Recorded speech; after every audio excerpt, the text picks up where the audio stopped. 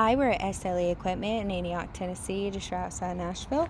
Our number is 615-641-7720. Today we're going to be looking at the Encore walk-behind mower. This mower has a 28-inch cutting deck. This cutting deck is fixed. There are 360 swivel wheels on the front of the mower. These spindles. There is a flip up panel for access to your spindles and cutting deck.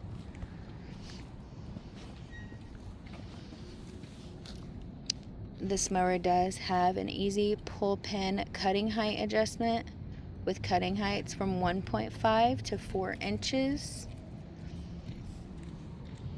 The rear tires are 13 by 5.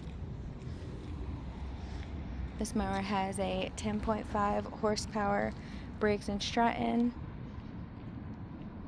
engine. There is a 2-gallon fuel tank. Coming to the rear of the mower, we have the T-style controls with the throttle, drive, and release. You have the front controls as well. This mower has a rubber chute as well as a top 4 speed of 3.5 miles per hour. Once again, this is the Encore walk behind 28-inch. If you are interested in this mower, any other mower we have online, please give us a call at 615-641-7720.